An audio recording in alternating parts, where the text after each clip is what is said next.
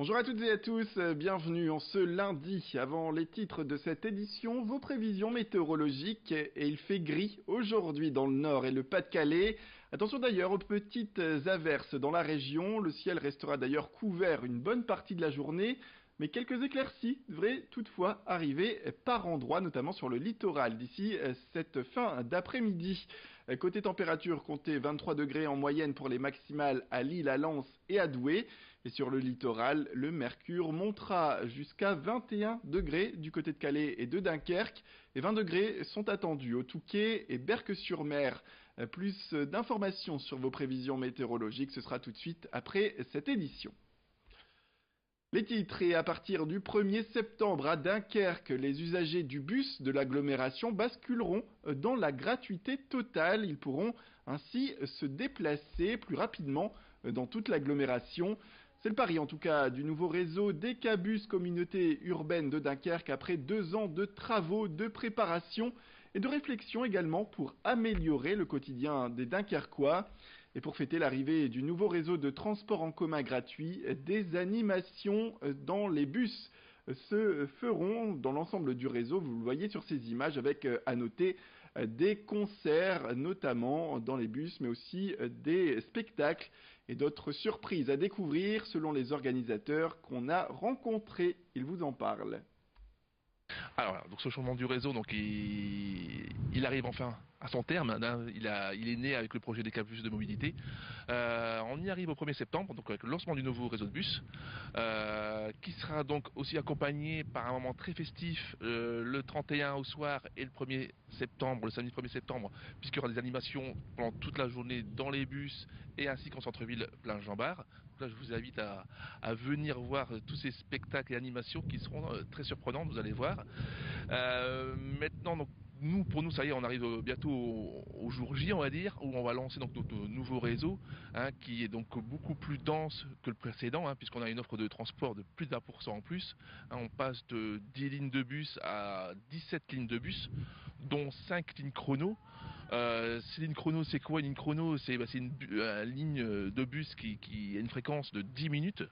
Donc c'est-à-dire qu'à votre arrêt de bus, sur la ligne chrono, vous aurez un bus qui passera toutes les 10 minutes, entre donc 7 heures le matin et 19 heures le soir. Un groupe de 7 étudiants de la faculté d'ingénierie et management de la santé mène un projet dans la métropole lilloise appelé MTATER. Dans ce cadre, ils ont installé dans les villes des petits potagers que vous voyez sur ces images. Au total, ce sont 22 bacs qui seront implantés au total dans plusieurs communes de la métropole, avec notamment également des ESAT ou encore des écoles qui sont prévues au programme. Nous sommes allés découvrir le plan à Wattignies où 5 bacs sont installés. Dedans, différents plans sont à découvrir comme des choux, de la salade, des tomates, des framboisiers également pour ce qui est des fruits ou encore des plantes aromatiques pour faire la cuisine. Les riverains se chargent ensuite de tout ce qui est entretien et récolte.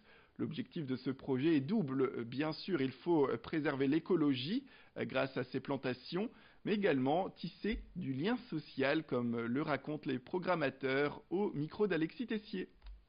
L'objectif dans un premier temps, c'est que la population cultive elle-même ses produits, consomme des produits locaux. Et il y a aussi la dimension un peu plus sociale, donc faire regrouper les gens qui mènent une activité ensemble, donc les personnes âgées, leurs petits-enfants, c'est un peu intergénérationnel en fait, pour créer du lien social finalement. Il y a un groupe de voisins qui s'en occupent en autonomie. Et ils sont là, ils sont présents, ils sont contents, ils sont satisfaits et ils vont venir désherber, planter, arroser et s'en occuper pour qu'à long terme ça fasse quelque chose de durable. Allez, on part direction Calais à la découverte d'une entreprise d'insertion qui fabrique du pain 100% bio. Son nom c'est Pain et Partage. Les locaux ont été récemment inaugurés. Dans cet atelier, on applique une méthode de fabrication artisanale avec du matériel dernière génération. Mais le but c'est bien sûr de retrouver le goût du pain d'autrefois. Un projet bio, local et solidaire présenté par Louis Caillé.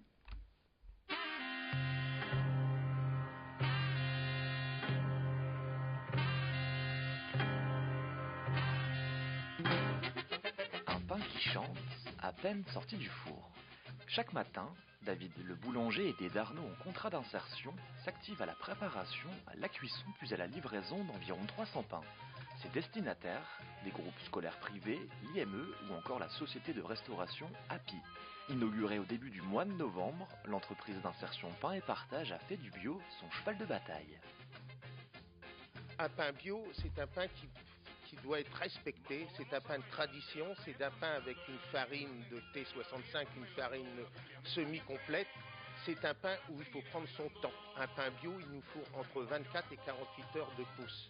Un pain bio, c'est un pain fait avec uniquement une eau, pratiquement une eau de source, puisque notre eau est purifiée, avec une farine 100% bio et un sel non ionisé et sans aucun additif.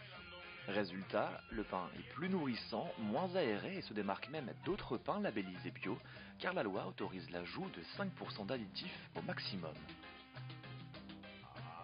Chaque recette, chaque ingrédient qui rentre dans la conception d'une recette a été visé, a été validé par la certification bio. Ça fait, si demain je veux sortir un nouveau pain, je dois obligatoirement passer par la certification avant de pouvoir le commercialiser.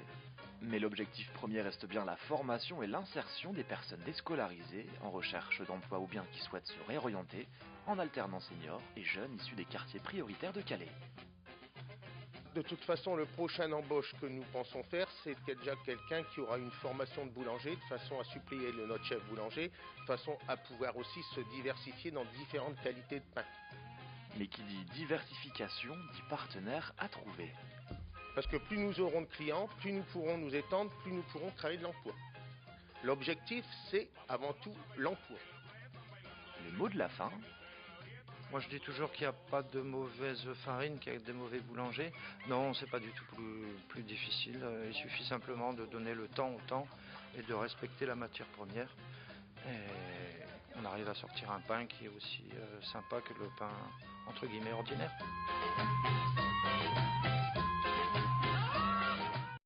Voilà, c'est la fin de cette édition. Merci à toutes et à tous de nous avoir suivis. Restez avec nous, la formation continue tout de suite. Retrouvez vos prévisions météorologiques complètes.